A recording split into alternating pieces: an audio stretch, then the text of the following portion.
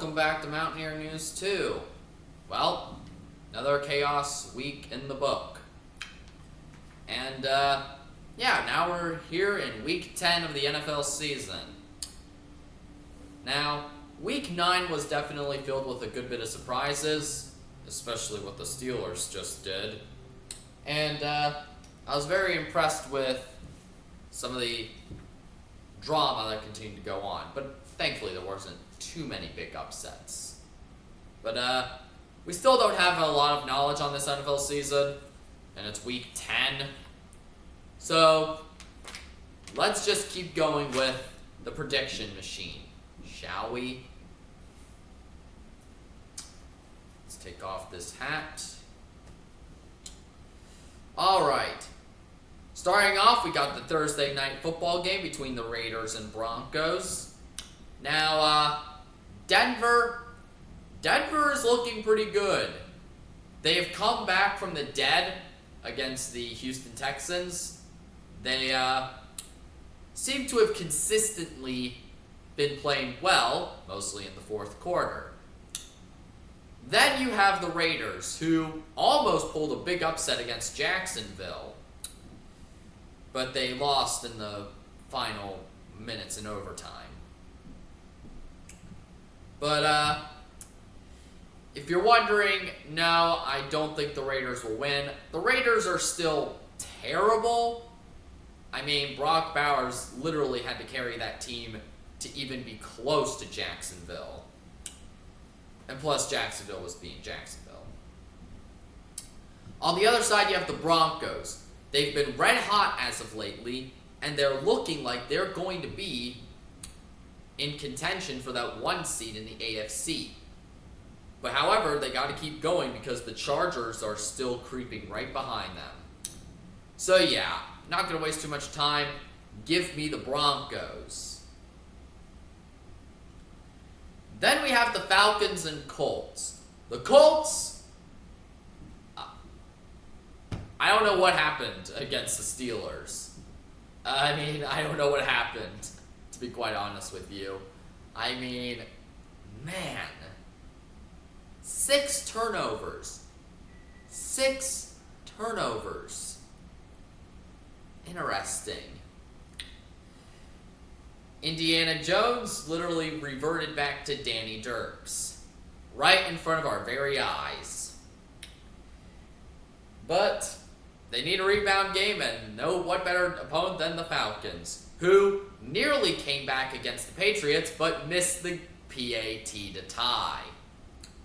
If that doesn't tell you everything that you need to know about the Falcons, I don't know what will.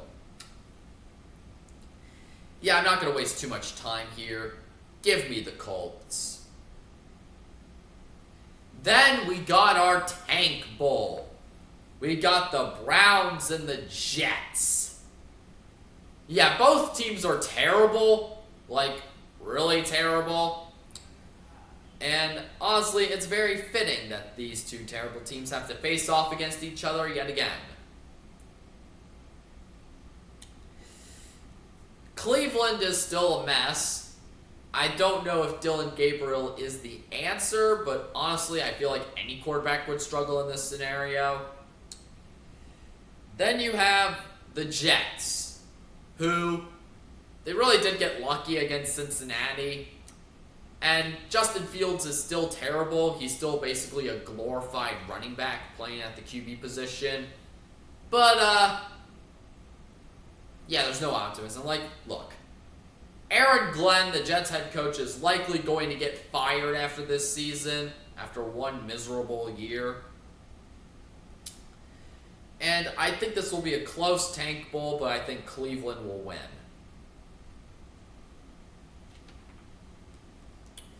Then we have the Saints and Panthers. Carolina. I can't believe I'm saying this, but the Panthers, the literal Panthers, have a shot at the playoffs. You did not hear me stutter. The Carolina Panthers have a shot to make the playoffs. Now, obviously, the Panthers are going to need a lot of help to get in the playoffs. especially in this very competitive NFC. But I think Carolina could do it. I mean, we saw the Broncos get into the playoffs last year, and not a lot of us expected that to happen. And I think the Panthers do have a shot. And this is an easy win over the Saints for Carolina.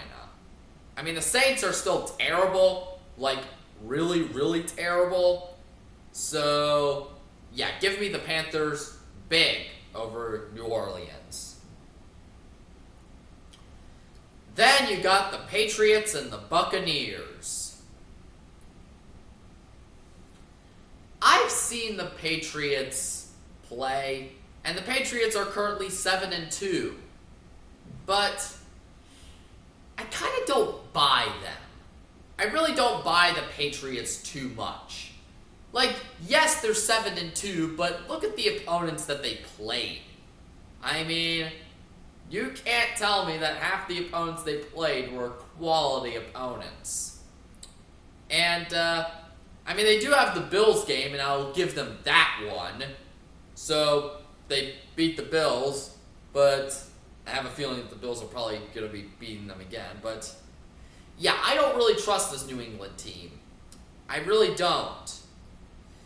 And now they're taking on the big bad Buccaneers, who are looking to try to not only, like, the Buccaneers are thinking Super Bowl here.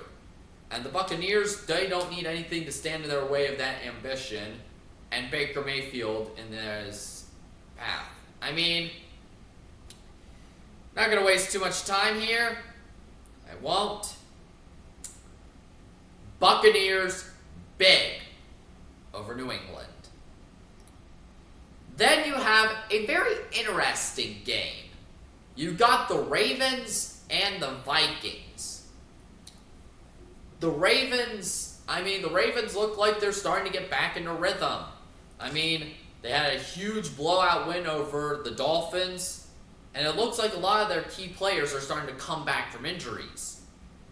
On the other side, the Vikings appeared to have a pretty good game against the Lions, where they managed to pull the upset, and where they managed to shut down that high-flying Lions offense. So, yeah. This game is really intriguing because both teams are around the similar in their seasons. And this is a must-win game for either team here if any of them want to, have any shot of making a comeback this season. I think the game is going to be really close, but in the end, I'm going to be taking the Vikings here, mostly because I have a feeling that Minnesota will be probably more prepared against the Ravens. So, I got the Vikings winning. Give me Minnesota. Then we have the Bills and Dolphins. The Dolphins, yeah, they are definitely something. Anywho, just last week, the Miami Dolphins fired their general manager, or as they call it, mutually part ways, which is a friendly term of, you're fired. Yeah, the Dolphins, they still suck. Badly suck.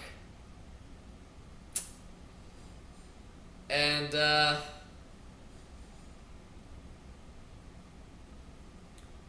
don't know. I really don't know what to think. I mean, the Dolphins are that bad of a team where no one really feels bad for them. Like, at least with the Jets, the Titans, at least you feel bad for them being terrible. But not the Dolphins. It's almost as if the Dolphins deserve to suck. I mean, yeah, they have a terrible ownership. Like, they have a bad owner. But, yeah, Mike McDaniels is just counting down the days till the end of the season so then he can get fired. Tua, those concussions are finally catching up to him because he can no longer throw a football. And the Dolphins overall is just one incoherent mess. So why do I even need to bother picking this one? Give me the Bills. Big. Over Miami. Then we got the New York Giants taking on the Chicago Bears. Giants, everything sucks except for Jackson Dart. And, I mean, yeah, Jackson Dart's been playing well. Is he the franchise guy? I don't know. It's still way too early to tell. We still got to get a little bit of a gauge on him, or something around those lines. I don't know. But they're playing a Bears team that beat the Bengals in a very close contest. They're very lucky that the Bengals' defense is terrible. So yeah, I have Chicago winning this one. The Bears are going to beat the Giants, and the Bears are now eyeing not only a playoff spot, but a division title. Give me the Bears. Then you got another intriguing matchup. The Jaguars and the Texans. Jacksonville, I mean, they're 5-3, but they don't really feel like a 5-3 team. I mean, Jacksonville did get that statement win over the Chiefs, only to follow it up with pitiful performances, and they nearly lost to the Raiders. That's all I need to say. And then you have the Texans. The Texans, they're 3-5, but they got a lot of fight. I mean, their offense is terrible, but their defense is pretty good. I mean, this game is really going to show where these two teams are really at and what position they are in, truly. I mean, I got really nothing much to say about this. I don't know. I think this game is going to be really close. It'll come down to the wire, but in the end, I think I'll take Jacksonville with the win, but extremely close. So give me the Jaguars. Cardinals, Seahawks. Cardinals getting that big win over the Cowboys. That may be a thing that could turn around their season. And after that game, I don't think Kyler Murray will be coming back because Jacoby Brissett is playing pretty good. Then there's the Seahawks, who came off of a big blowout win over the Commanders. The Seahawks are on fire. They're number one in their division. I think they're going to keep rolling here. Give me the Seahawks. Lions and Commanders. You commies. The commies are sinking fish. Jaden Daniels is out for the season. There's so many injuries on the team. The Commanders' ship is sinking. Am I the only one who's beginning to think that maybe last year was a fluke? Because it sure is, if they keep playing like this. But yeah. And now you gotta play a big, angry Lions team. This Lions team is pissed after their performance against the Vikings. And I can assure you that. I don't think the Lions are going to go out quietly with this one. Yeah, when the Lions lose, they typically like to definitely punch the next thing in their path. And this is what they're going to do. The Lions are going to destroy Washington here.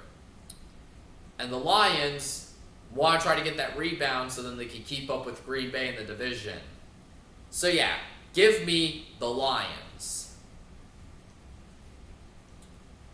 Then you got the Rams and 49ers, the battle for second place in the NFC West. The 49ers are the walking zombie of the NFL. Despite all of the injuries, despite all of that, they are still 6-3 and they're still looking pretty good. And so are the Rams. I mean, the Rams are not getting that much credit where credit is due. Like, this Rams team is looking pretty good. I really like what I'm seeing out of this Rams squad. I think the Rams are going to win this one, mostly because the 49ers are still very injured. And I just think LA is on a roll right now, so Give me the Rams. Now we get to Steelers versus Chargers. I am as clueless as every other Steelers fan in this country. Like, seriously. Where was this defense for the majority of the season? Where was this one? 6 turnovers. Everyone played lights out. Like, where was this defense? Where was it? But I'm so glad it came. Now, don't let the final score deceive you for that Colts Steelers game. It was 24-7, guys.